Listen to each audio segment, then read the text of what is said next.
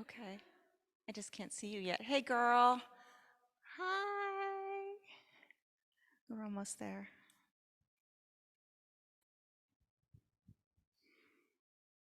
So, as we're getting started and we're getting everyone together, I know that we have an audience.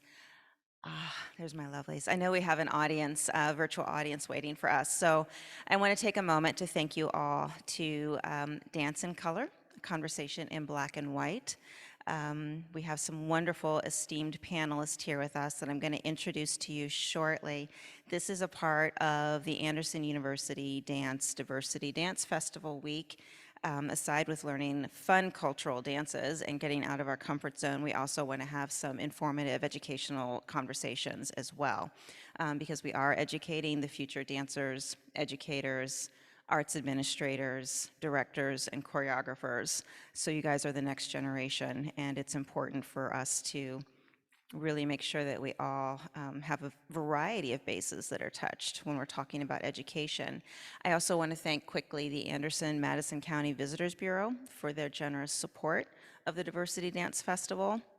We greatly appreciate their support, and the School of Music, Theater, and Dance, and Dr. Jeffrey Wright and the university for also supporting us in our endeavors to have discussions. So my name's Professor Christine Colquitt-Thacker, for those of you who don't know.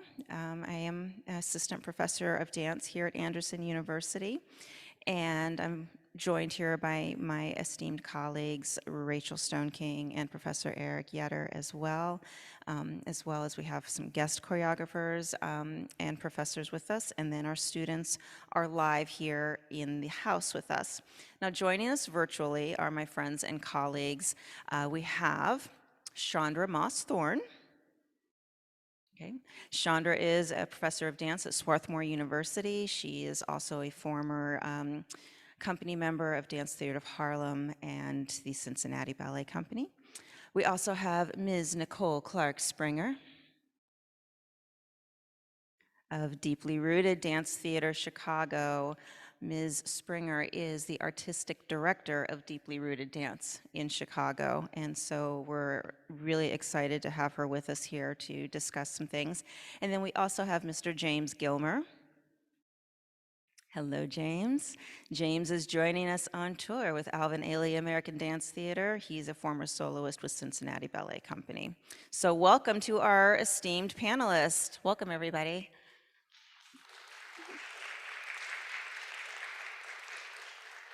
Good. So I kind of wanted to just, first of all, we introduced you, and I kind of wanted to talk briefly. Is there anything that you guys want to talk about that you've done this year with your careers? We talked to you last year, knew where you were at last year, but I know a lot is going on. Deeply Rooted Dance celebrated their silver anniversary and has just been on fire. Mr. Gilmer was featured in New York Times. We did a wonderful article on him. And then, of course, Chandra, I do believe you just premiered a piece with Koresh Dance this past weekend. Yes, so that's my overview. I keep tabs on people, but do you guys, would you like to share some of the things that you've been doing this past year before we get into the nitty-gritty and start having some talk? Chandra, how did the premiere go? Hi, everyone. I'm so happy to be back. So thank you so much, Professor Christine, and for Anderson University. I was happy to have my choreography selected to be presented in an artist showcase at Koresh Dance. And it was really nice because a lot of the students, it was their first time performing in 2 years to a live audience. So we did not take that journey lightly, and it was really nice to have an intimate group to travel with and get to know each other and spend some time. So thank you for bringing that up. I appreciate it. Yeah, that was exciting. I loved watching your pictures that you were putting online. Thank you. James, how are you doing? You're on tour currently. You're in California, is that correct? Yeah, we are on the West Coast leg of the US tour. This is my third season with the Alvin Ailey Company, but because of when COVID made the pandemic begin, this is actually my first time making it to this point of the tour because we were taken off of the tour like maybe 3 weeks before this week, technically last or 2 years ago. And yeah, it's just we're just plugging right along. The only other thing I guess I would want to add within this past year that was a highlight for me was, just adding to my stockpile of moves and grooves and amazing choreographers that I'm just pleased to have relationships with are getting to be in Twyla Tharp's Twilight Evening at New York City Center was like really something that I am very proud of doing last year, and a relationship that I was happy to bring into the fold in my you know creating a schedule of some sort this year. So more things to come, hopefully, with the likes of her. That's, I guess, an update on me. That's really exciting. Twyla's nothing to sneeze at. That's a huge accomplishment, James. Congratulations. Yeah, they're clapping for you here. Yeah, that's a major deal. Ms. Clark Springer, would you like to update us on what's on board for Deeply Rooted Dance right now? Oh my goodness, what? Yeah, I will say, and we celebrate this 25th year anniversary, and it's been a long journey. I'm so proud to be 22 of those 25 years with the company, and so it was really sweet and nostalgic to have that happen. We had the opportunity to perform Ulysses Dove's episodes, one of my favorite choreographers. So that was amazing. The company was amazing. I was so proud. And humbled by the experience, and having Alfred and Dove, his brother, in the space with us was amazing. We've expanded our dance education programming. We now have a satellite space that we use, the Mayfair Arts Center on the southwest side of Chicago, in preparation for our building, the Southside Dance Center. So we're working towards that, and the funding is going very well. So we're expanding that way into an institution. Currently auditioning dancers. Hint, hint. So, and in the seniors, you're out there, we are definitely looking for some movers and shakers for Deeply Rooted Dance Theater. And now we're preparing for our summer dance intensive in June. So we have a lot going on. It's amazing. I'm excited. And other than that, Yeah, one of the things that I deeply appreciate about your program, Nicole, is that it really caters to the dancer's mind, body, and spirit. It's not your ordinary summer intensive, where it's deeply cultivational for the dancer, and I can't recommend that enough. So get online and check out Deeply Rooted Dance's summer intensive. There's still some time to audition and get into that.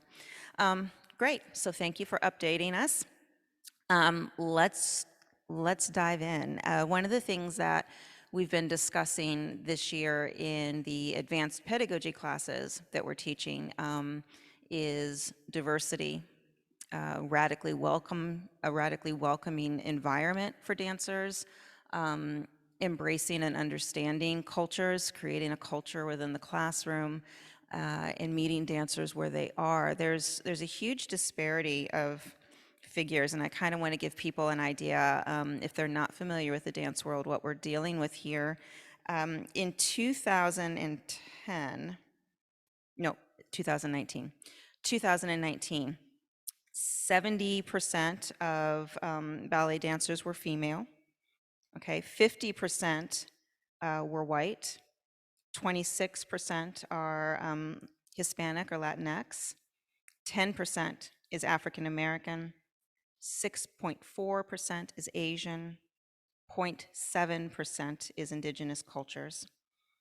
And female dance teachers make 92 to 96 cents for every dollar of male dance teachers. And African American or Black dance teachers make comparable 92 cents to every dollar of Asian dance teachers. And so I kind of wanted to give people who aren't familiar with the dance world why we're talking about leveling the playing field for marginalized cultures to welcome them into what has been historically a very Eurocentric art form, and why some of those things need to change. I gave you some of those numbers.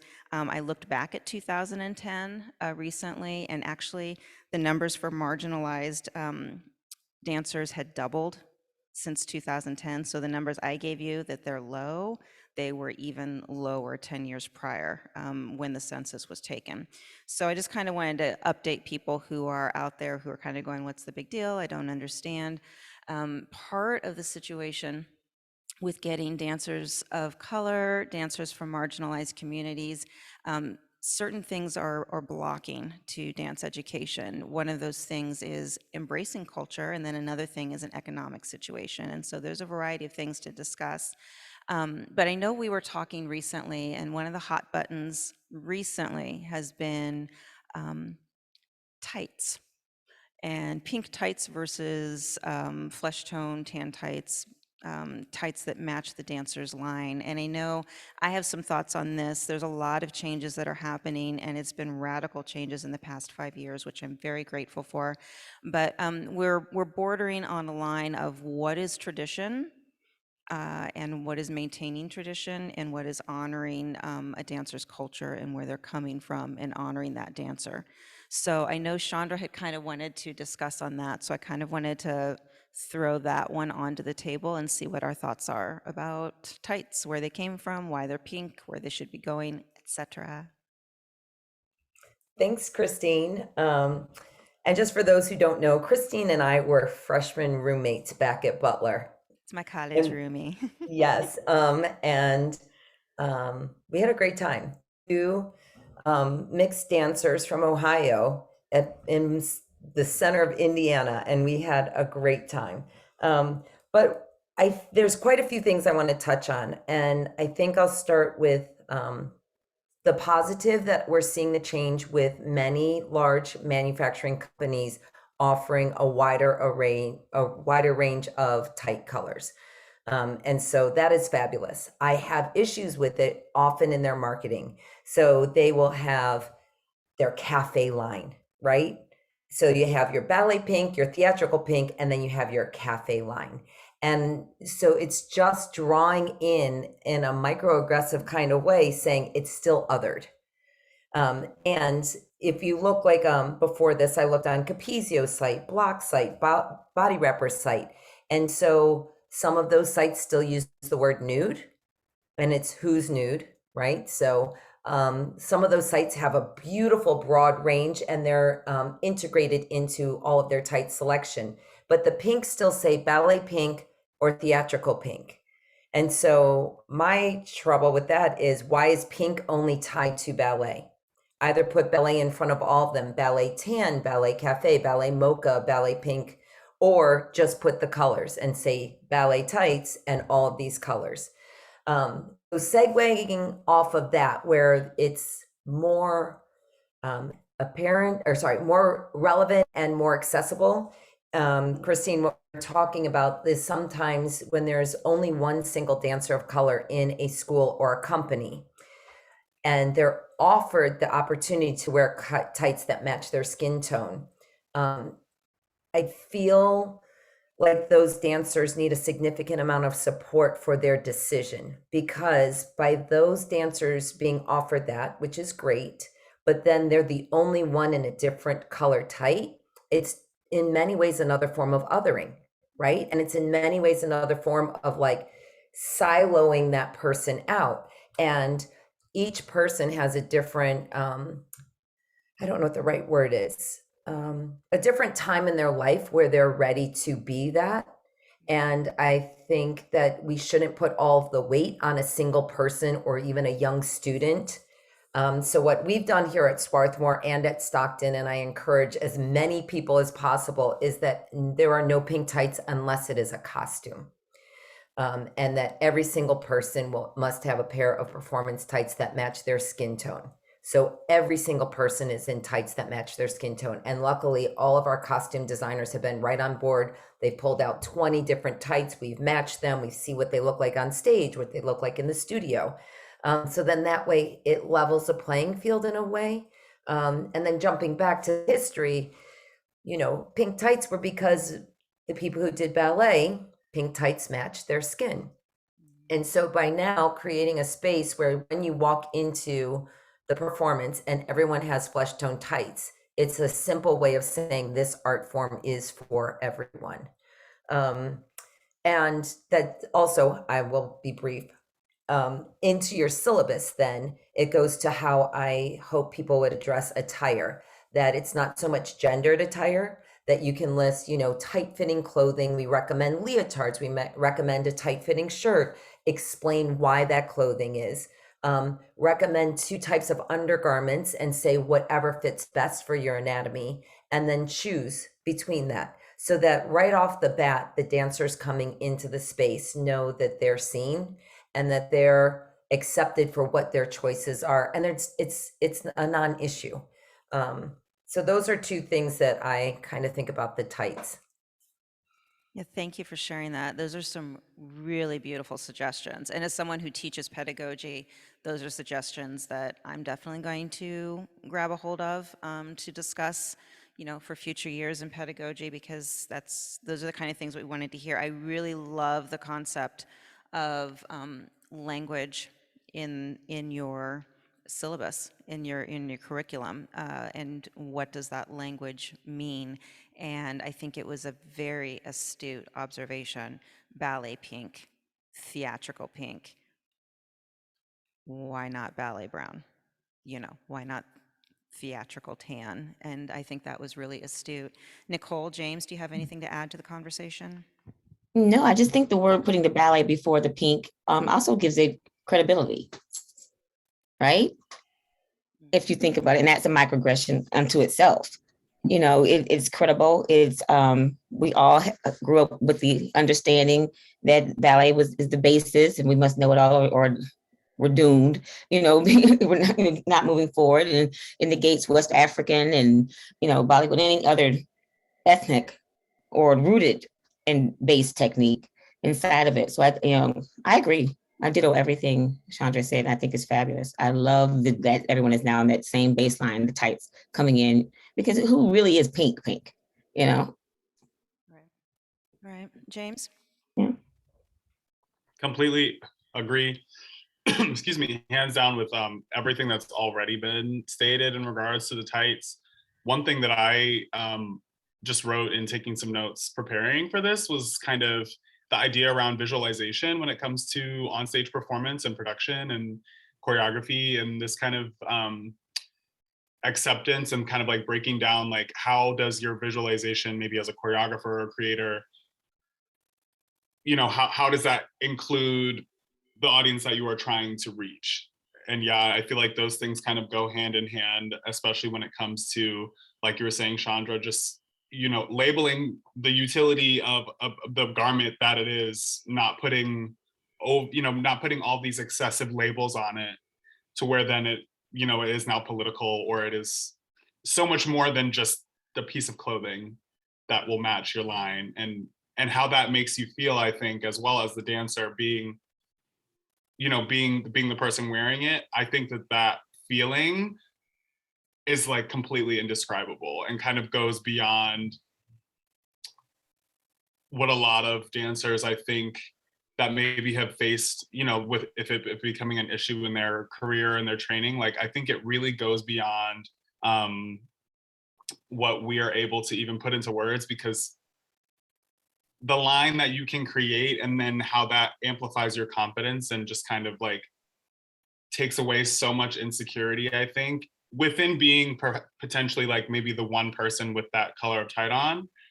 I think that the kind of removal of these labels, and this will like hopefully, because I mean, obviously I'm in a modern dance company now, so I don't see as much of the tight colorization as maybe as I used to when being in a ballet company. But I think that in the future, that is like one small thing that can kind of encourage lots of people to want to dance and to want to kind of dive into the more more techniques than perhaps just seeing, oh, ballet, like the tight is pink, ballet, like this is what I need to take. Because like you said, Nicole, it kind of, when people think dance, or I'm going to go take dance, or I'm going to go buy something to take in my dance class, they're going to be drawn to ballet because they just bought some ballet tights. So then ballet is getting all these people training in this discipline, and all the folk dances and the barefoot dances are not. So that's all I wanted to add. Mm-hmm. Yeah. Yeah, I agree. Um, touching on something you just said, James, the differences between being a modern company and being in a ballet company. And I kind of want to jump into the issue of hair. And myself having started with a ballet background and then moving into a modern company afterwards, there was a lot of freedom with what I could do with my hair. My hair was embraced. My hair as a natural state was embraced. It was welcomed, to a certain degree. And so, but for many years, I was in a ballet world where I was relaxing my hair and slicking it back and putting it into a bun. There was one incident, so I'm going to share just a real quick personal thing. I don't want to be personal, but I do want to share as the only student of color who was in this particular company at the time, I had cut my hair very short, and so I had what can be described as an afro mullet, for lack of a better description. It was the 80s.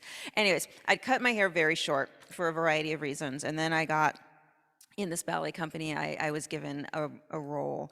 And for this particular role, you were supposed to part your hair down the center and then have two kind of Princess Leia buns off to the side. And I had hair that was probably an inch long and was completely natural. There was no chemicals in it.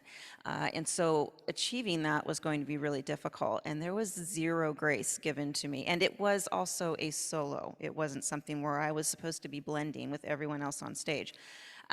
And so there was zero grace given to me with that. And so I was trying to figure out how to slick down my natural hair and affix two fake buns to my head. And this was many years ago, before you could go and just buy fake hair at the Osco or the CVS. And so things were just different. But there was no assimilation done with that. And natural hair in the ballet world is becoming something that we're really wanting to touch on. Talking about embracing our natural hair and how much of that is tradition and how much of that can we assimilate into what the choreographer needs.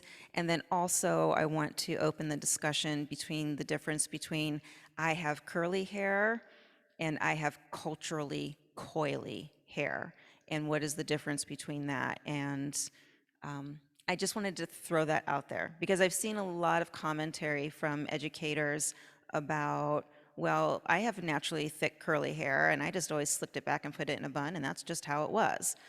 But we're not necessarily talking about Caucasian curly hair. We're talking about a very different cultural choice and what hair represents to different cultures. And so I kind of wanted to throw that out there as to your thoughts, differences you've been able to use with changing from ballet and going into Ailey James, and just I'm putting that on the table. Does anyone have anything to add to that? I would just like to start by giving kind of like a strange example or a story, if you will, from one of the first summer programs I ever did. When I used to have no hair, I wore a level 1 haircut all the time. And a choreographer had cast me to also do a solo role, similar to what you were just talking about, Christine. And the male dancer who was the first cast, he was also Black, but he had long braids. And I remember that choreographer specifically saying something to the effect of, "Oh, I wish you had longer hair," or something. And I think about that now, and I think about other circumstances that have kind of happened to me, similar or opposite, where I'm basically just left thinking and kind of reflecting on the choreographer themselves, the person who's generating this creative endeavor, not the director of the company, not the production manager, the actual choreographer whose hands are in the creating. And kind of rewinding to what I said about visualization, I think that there is something to obviously seeing things a certain way and visualizing, what you want to put on stage, but it's not what I think what we create now and what ends up on stage has a lot more to do with everything now because of everything's visualization on social media. and the access and how simple it is to look things up in that way. And I think, if a choreographer or something is putting something on their TikTok or their Instagram, that is one thing.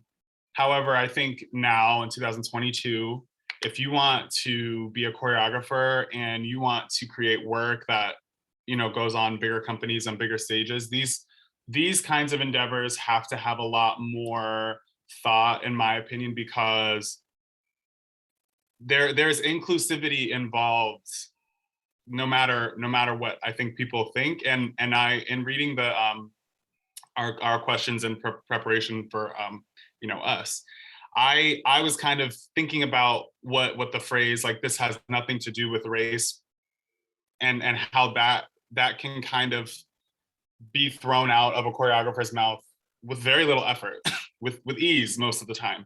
And that, as a choreographer, is just something, or a creator in general, as a creative person, that to me is somewhat ignorant, because we live in the world. It's 2022. There are Black dancers, there are brown dancers, there are white dancers, there are yellow dancers, dancers of every color, and we want it to remain that way, and we want there to be even more diversity. So I think when it comes to hair in that kind of space, it's one thing to have a prompt or an idea, but there can't be such a fixture to one thing. And an example that I have that's of a dance that's in our repertoire right now,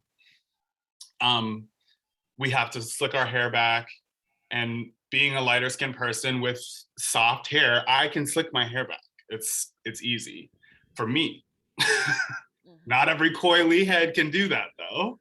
Right. So I think what you were saying, Christine, about the not only kind of like getting the conversation a bit more fleshed out, but amplifying like the differences between curly hair and coily hair and the capabilities, and ultimately, like I said, just not being so fixed to one thing. Hearing you having to fix two fake buns when you're a soloist, I can't even like take you seriously saying that story, because it just makes no sense. If you have a solo, you should be able to do whatever you want that makes you look the best, that the choreographer obviously and those in charge approve. But I think in order to continue the discussion, as well as getting more dancers of color to wear their hair in a way that suits them and that they feel comfortable, I think it also takes trying things out. And I know for me, I've tried lots of different styles, and I do all the time. It's kind of, it's fun to me because I love hair.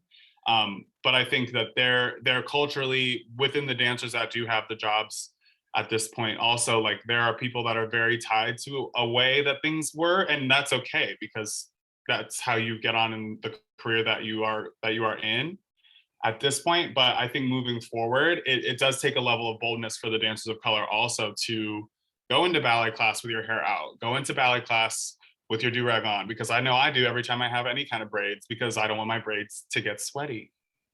Right. That's just how it works. So hearing your story about someone not being allowed to, I'm like, what? Half of us go into ballet class with our do-rag on. Anyway, I could go on and on and on, but I just wanted to add that. And I think, it's a big topic. It's a huge topic. Hair is a huge topic, especially in the Black community, and just it's a huge topic. And so I just kind of wanted to throw it on the table. Ladies, do we have any thoughts you want to share? Yeah, I think, I know for me as a woman of color, a Black female, it has always been, and it's outside of the ballet world. I mean, the Crown Act was just passed. The fact just passed. Exactly. Just passed. That gives me the right to wear my hair naturally curly. So I have to have a law to give me the right to be who I am. Just passed. Exactly. Just passed. So it just kind of speaks to where we are as a whole, in the world, outside of the dance world, in our own communities. As I walk through the space in my Blackness daily, having to navigate those things and provide myself and be credible and professional, and viewed that way. It's interesting that we're having this conversation, because I literally had this conversation 2 hours ago on lunch with a couple of the dancers, and it's I know it was freeing for me. I shaved my head as soon as I got my first contract. So I was bald for 10 years, it didn't, it didn't matter. It was fine, but I could have never done that if I was dancing for a ballet company, and I understand that. And I applaud dancers like Daphne Lee. I had an opportunity to work with her in collage, and she's amazing. She's a wonderful human being, first of all, and an extraordinary dancer and artist. So to see her take on this charge and open up the space for conversation and write her dissertation, was it Le Corsair versus Le Corsair? The Corsair, yeah, that's a fantastic. If you guys haven't looked into it, you need to. Yeah, It's it was pretty yeah. cool to hear Le that. Corsair Yeah, versus Le Corse hair, and yeah, it's a very well researched discussion. yeah. So she, to see dancers starting to take charge, but I think I agree with you, James, that one of the dancers expressed that in college, it was just, she just rebelled. It wasn't going to happen. And to ask a dancer of color 1 minute in a piece to have a low bun and the next you want it higher, and you only have 20 minutes, 10 minutes, however long you have to do it, and it takes you 40 minutes to get to the low bun, it's just not an option. And so, it requires those of us in leadership to understand the process and be open to hearing what the process of getting to the vision for all entails. And so just being aware of that is key. Yeah, I think, and that's what we're trying to do, is to bring awareness to that, to bring the cultures together so that we can have these discussions. That's what's really important. Chandra, do you have anything to add to that? Yes, I just want to jump on about what Nicole just said about the conversation. That's just so important that all people in leadership roles, whether you are assisting in a dance program for 5-year-olds, if you are the artistic director of a company, if you're a professor in school, is to be open to the conversation and make it a conversation. Definitely that make sure everyone's comfortable, but that just is a simple conversation, right? So it's not something that we're just taking only one dancer aside, asking them about their hair. So one thing you could do in your syllabus is say, you don't want, like for the ballet classes that I have, I don't say high bun. I say hair pulled back away from face so that when you are turning, you will not be distracted, or what do I say? Hair pulled back away from the face so that when you're turning, you have clear vision. And so we get braids, we get do-rags, we get bandanas, we get French braids that are like kind of tied behind.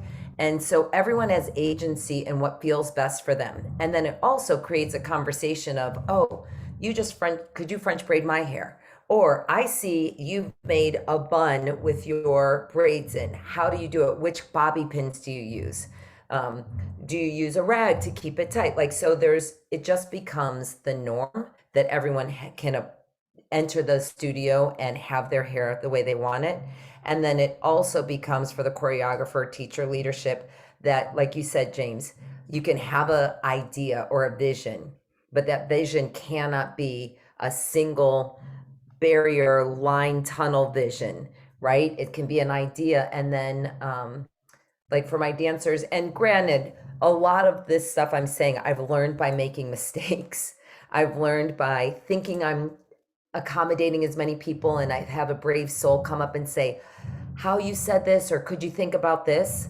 But I say, this is what I'm thinking for hair. What does everybody else think? How do you feel? Does this work for you? And then we all have a conversation, but it's not that 99 people agree and one person doesn't, and that's what we go. We find a kind of common ground that works. Yeah, and if I can add, it's so interesting because when we did episodes, as you know, James, and you all know, that Elizabeth Roja role, all of that is the hairography. And so we had a discussion about hair. Alfred brought it up. Do we give her a wig? And I'm thinking, no, we're not giving her a wig. We're going to celebrate who we are inside of this space and allow her to have that. And she ended up doing this gorgeous mohawk. She had locks. And so it was all up, and then the hair was in a mohawk. And so all you saw was the locks just creating this, shapes, and all as she turned and leaped. And so I thought you just have to expand the vision. It goes back to tradition. We know what traditionally, and how it started choreographically, Ulysses' vision when he first created the piece and who it was set on. But now we've moved forward. We're in 2022, And so what does that look like inside of our company? Deeply Rooted Dance Theater does episodes. And we just made it happen. We had one with a gorgeous red afro. It was stunning. I loved it, every bit of it. So, Yeah, I like the concept too of, having the conversation with everybody instead of just pulling one person aside. The idea of embracing and welcome everybody into the culture versus everyone's fine, but I need to talk to you because you are other, and having that conversation. And I think that's a really excellent, smart advice to give to our future, dance directors and teachers and choreographers. Can That I those jump are, on that real please quickly, do. Christine? Go. And everything that you said, it is the responsibility of the leader in the room to guide the conversation. So if the leader in the room does not have the information, which is totally fine, it's their job to do the research, not to have the maybe potentially only dancer of color be the teacher, right? So I just want to make sure that that's clear so that the conversation, while yes, we do have a conversation, but it's my job as the leader to guide the conversation and to, as best as I can, read the room and not say, James, I need you to tell me about hair, right? Or unless James wants to offer it up, fine, and James jumps in, but it's not James's responsibility to do the educating. So I just wanted to add that. Sorry. I have to also jump in on what Christine was saying, because um, I think that is super important what you said, Chandra. But I also have been in experiences where I'm imagining if they had just steered the conversation somewhat differently. Being in a conversation now and being a man with long hair, there's one other man in Ailey with long hair, similar to mine. And they're so often turning to the women, asking them or telling them, this is the hair. And we're over here really not a part of the conversation until maybe they pull us aside, but I've seen that specifically happen a number of times, that like, well, let's just pull one person out, and no, like what you said, Nicole, to being open to hearing the process for all, and for the leadership to kind of take that under control is huge. And the last thing I want to add is that I would be super remiss to add, in addition to all of this hair has also become somewhat of a political discussion on my own. At least being in Ailey, it's tradition for the men to be clean shaven, and as a lighter skinned man, it's harder to have dark facial hair and just wear like something subtle. And so this year in my contract talk, I brought up, not only like the kind of cons of shaving and like, what that does to your skin, but also I wasn't the only one. Again, it's one of those things where bringing up the discussion usually opens up to so many other people that you might not even know are feeling or thinking the same. So now one of my other coworkers and I, we've been wearing a chin strap on stage on the West Coast, kind of as a trial period. And I just feel awesome on stage. Like, I just have to tell you all that are in there, like, if there's something that you think maybe like, oh, this is so off, or no, like this, like, I think it's always worth bringing up to discuss with leadership, or the choreographer, or some, like, people, artists are frequently more open than you think. But I think, like I said earlier, it takes a degree of boldness too, and communication, obviously. But I just wanted to add that in there. I'm so glad you added that. That's really astute observation, and thank you for sharing that. I wouldn't even thought of facial hair, honestly, and so that's why we're having these conversations, because it wouldn't have been on my radar. And yeah, I'm digging the facial hair with you. I mean, I've seen you both ways, but I like it's yeah, it's you. I So I I'll do put it that appreciate. way. Yeah, I do appreciate that too, James, and in the Yeah. space like this, because I will be much more aware of that in the studio and with the dancers that I'm, blessed to work with, and make sure that they realize that it's acceptable, or like I accept it, and if they want it. So thank you for that. Yeah, absolutely, absolutely. Um, so going back into, when we talk about diversity, I kind of wanted to talk about, embracing a variety of types of diversity. And I wanted to talk about body diversity.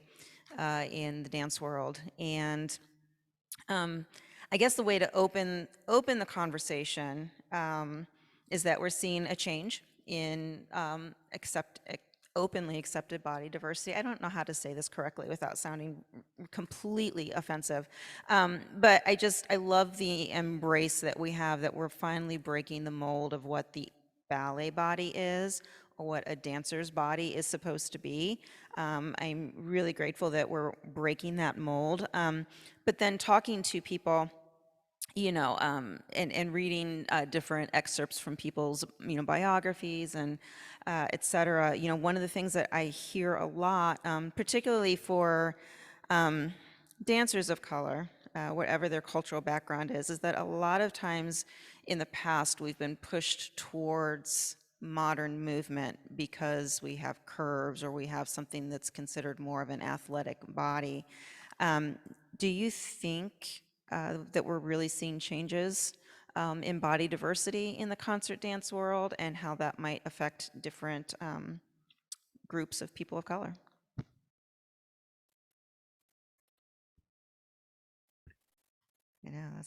It's kind of a big one. Something we don't really talk about that much, is Yeah, true body I diversity. right. I think I've seen some changes in a positive way. Um, Forgive me for not knowing this young lady's name, but she dances with Ronald K. Brown, and she's tall and stately and gorgeous, and she's not your typical concert dancer body, but she's stunning. And I was so happy to when I saw a video of her. I thought, okay, this is cool. She's strong. She's doing the work. Her lines are clean. I'm down for it. I was so appreciative of seeing it, and him for celebrating her, because I want to say she's rehearsal director as well, and so just absolutely stunning, just absolutely stunning. So I think we might be kind of getting there, slowly but surely. But that's an interesting question. I got to marinate on that one some more. Chandra, It is, James, any it's ideas? loaded, I think. And I've thought about like how I truly feel about all body diversity and all of that entails, being in my own body and like doing certain choreography and kind of like looking at myself, honestly. But I agree with Nicole. I've seen a few dancers enter Ailey very recently, and just the things that they're capable of doing are like really astounding, and in body types that aren't necessarily, because as with a lot of companies, there's a degree of kind of replacement, and like, losing a taller dancer, we need a taller dancer, losing a shorter dancer, now we need to, fill that space with a shorter body. And not necessarily so much holding fast to that as I've seen recently, but like not overlooking the shorter, more muscular dancers. I'm gonna name drop because she's super fabulous, and I saw her earlier today. Ashley Kaylin Green just joined Ailey, I want to say last year, from Wim Wim over here on the West Coast, and she has a figure more comparable to Ailey icon legend Hope Boykin. She's shorter, beautiful brown skin, and in a ballet school or studio, I'm sure people would completely overlook her.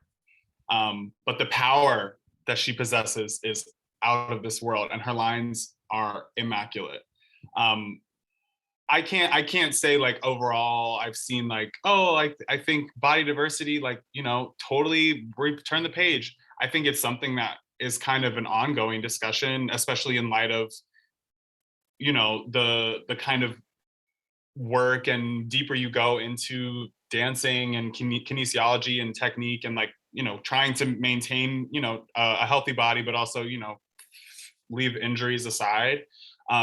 There is, as I found myself, I definitely look a lot more chiseled when I feel the most in shape. And I don't know like if I like that or if I don't like that, but I know that my back doesn't hurt when everything is like the tightest I've ever looked. And it's strange because I don't want, when people see me, I don't want them to think like, oh, I have to look like this to do this. But it's hard. I think it's a really broad discussion. But I think that when it comes to seeing those on stage, that don't occupy maybe like a shape or size that you've seen before, I certainly think even just within the last year that I've seen dancers do incredible things that in bodies that I would have never guessed and would have probably not seen on stage maybe like 10 years ago. Yeah, but I think it goes back to the responsibility factor that Chandra keeps talking about. Because I do think, and what I treasure about deeply rooted dance theater is that we take all shapes and sizes, and it's our job, it's our charge as the artistic director and the artistic team to bring them to a place where the artistry is such that we all understand that the rigor of dance, we physically have to be in a place to be able to take that on, because it is such a difficult thing on the body, or can be, but I also think it's up to us to teach the ballet technique and any other techniques for the Black body, and how it applies and resonates inside of this body that we have, because it's quite possible, but then get them to the dancer to a point where the artistry and the spirit of the work transcends the vessel that is being used.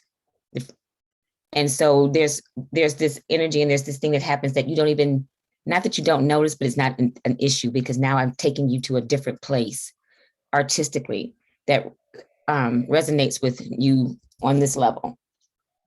And so I don't remember that it wasn't 90 degrees, or it wasn't, I remember how you made me feel though. And so that's my job, to make sure that I take them on that journey, or open up a place and create a space where they can take the journey on their own, or they can figure it out. And I just kind of help them navigate. Yeah. I'm just going to say you are unbelievably successful in that. If anyone has seen Deeply Rooted, you just leave mesmerized by the artistry you've been immersed in. I mean, it is stunning. So kudos to you, and take it. Thank you. I would say in the ballet world, I don't think it's been, I think we've seen more dancers of color, but I think the dancers of color that we've seen more of are still towards that traditional, longer, leaner kind of mold that they can fit in. I really appreciate what Paul Vasterling's doing in Nashville Ballet. Walking the walk, talking the talk, like really welcoming and trying to create a very diverse company in their approach, in their artistry, in who Paul is hiring. But Christine, I don't think we're seeing as much of a diversity of body yet in ballet companies, but a few more dancers of color. Like Pacific Northwest Ballet has a dancer that identifies, I think, more gender fluid. And that dancer, which sometimes is in a role, which might be a person being lifted and might be a person doing the lifting in a same show. But that person is very lean and very more, I don't know, I'm not going to be politically correct, and I'm trying to find, but just a more what you would think of as the right body, ballet body. Right. A really willowy line. I know the dancer you're talking about. Yeah. I only wanted to add one, I guess, observation in light of what you said, Chandra. There were a few times that I went to see dance in New York last year, and then working with a couple dancers that aren't in Ailey, where I thought that people did look to me different than they did prior to COVID starting and taking us out of the studio.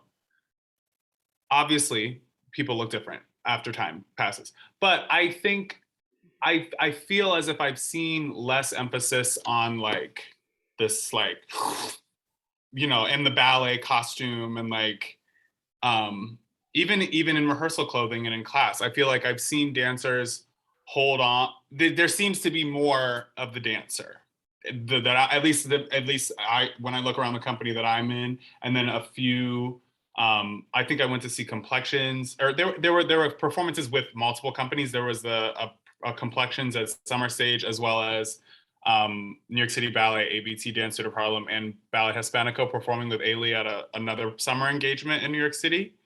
And I thought that the dancers dancing the same, brilliant. I did think that they looked different. And I was thinking, I remember feeling, this might sound bad, but the willowy line, kind of like more waif figure. I know prior to COVID, watching certain dancers, I would have less enjoyment because I was worried about the way that they looked. I've not felt that in a long time. That might Awesome. not mean that other bodies are joining, but I don't feel like that the dancers that had the jobs looked exactly the same. I don't know if that's Awesome. Yay. Good. That's great to hear. Yeah, yeah, I agree. Well, we're coming up on our time, so I want to open the room to any questions. I think we have some questions that are online.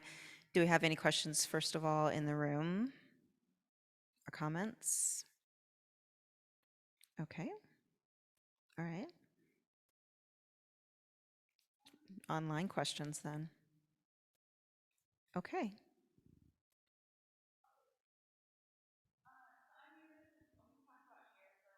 Sure.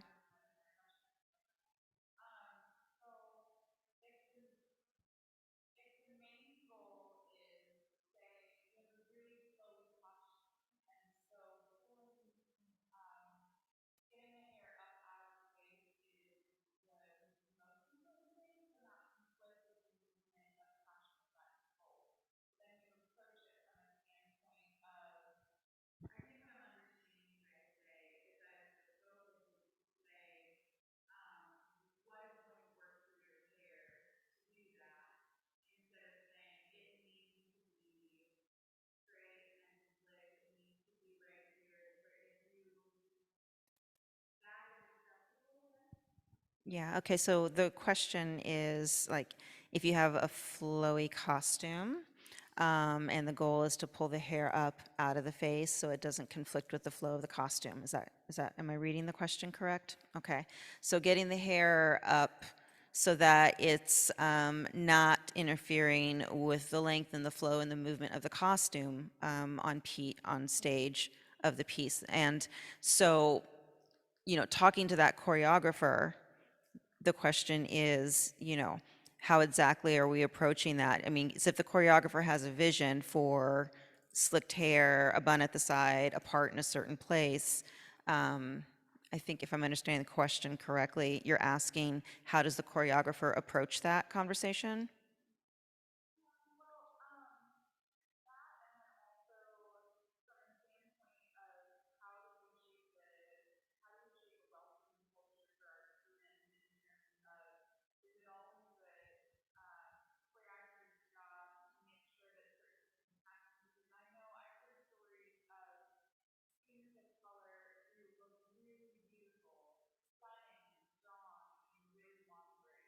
Mhm.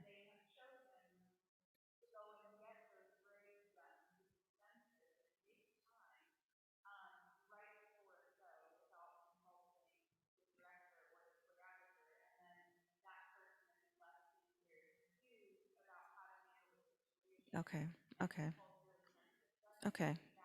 Okay. Okay, that helps. Okay. So, and I can attest to this because I've seen it happen also. So we have a student of color who decides to get some fantastic braids that are rather expensive just before a concert. And so, how are we having this conversation if their decision for this hairstyle conflicts with your vision as a choreographer? What is the responsibility, and how do we be sensitive culturally in that conversation? Does that make sense to you guys? That's the question. Okay, okay, that's the question. Yes. First of all, for dancers, don't change your hair before a show. I'm just laying that out there right now. Don't change your hair before a show without talking to the director or the choreographer first. No, massive changes. If you walked in there with a pixie cut and you've been rehearsing for 12 weeks with a pixie cut and you decide to go get extensions, you know, a week before the concert, then that's a conversation you as a student should have first with the director. But what is the director or the choreographer's sensitivity and cultural responsibility to have that conversation with the dancer?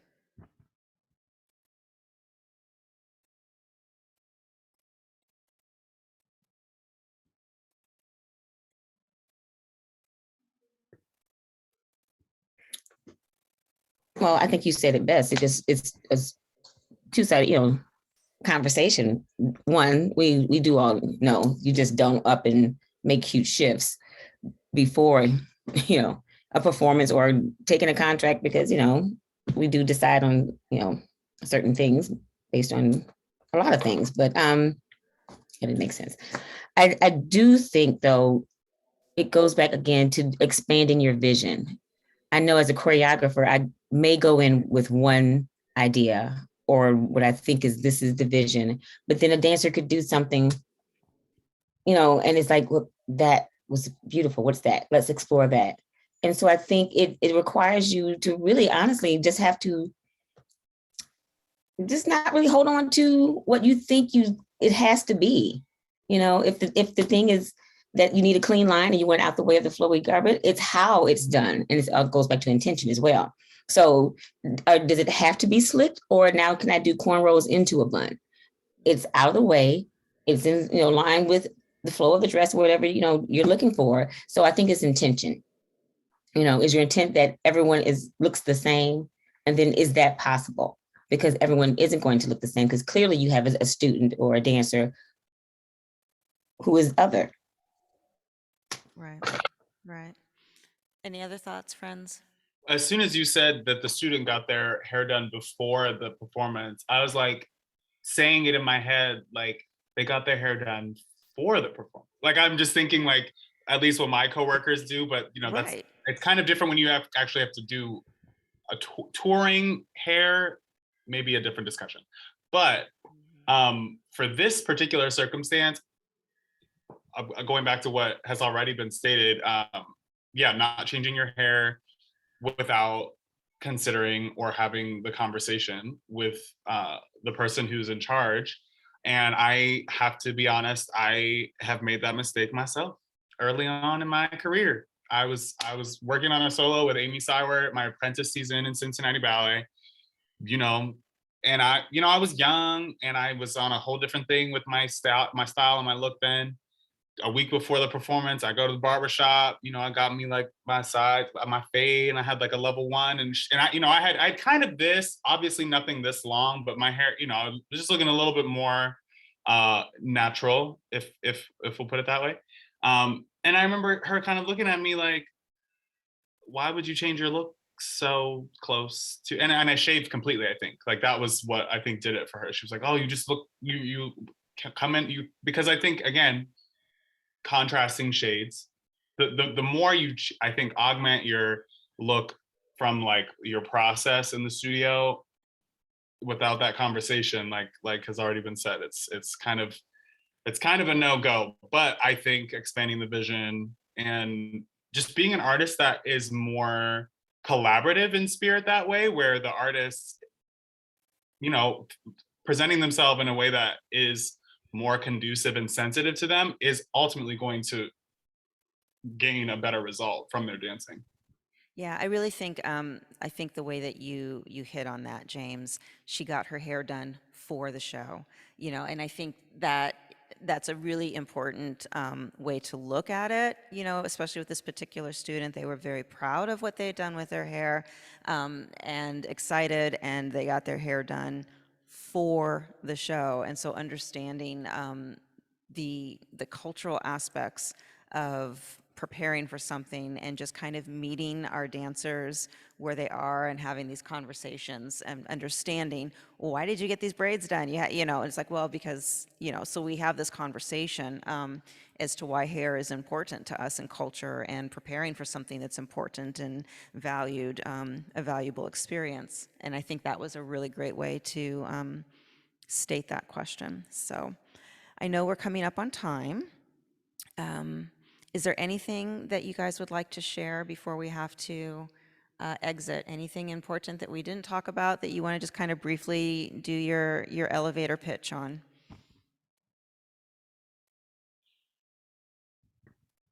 Or did we cover it? My elevator pitch would be what you touch base on just a teeny bit in the beginning about a culturally relevant classroom. And there's just some I think it can apply anywhere, but a lot in academia. There's some very easy things that I've kind of run into on the plus side of us being home on Zoom. So every class, whether it's ballet class or rep or Pilates class, we have a playlist. And so everyone can put music into the playlist and add to it. And I title it for each class in the spring. And so that's a very easy way for someone to feel seen. And for one, I get some really great music. And then you just learn about your classmates without someone having to say it. And then we also have a share page. And so people will put like pictures of their cat. They'll put other famous family recipe or their favorite place to visit or something interesting in their hometown. So it's another way of bringing someone's background into the ballet studio. And then another thing we do is we zoom in on just a regular class. Because if we think about the economic disparities, there's many families who can't travel, and there's also many people who've never seen their spouse, parent, child in a dance class. And so, especially when you go away to college, you're like, peace.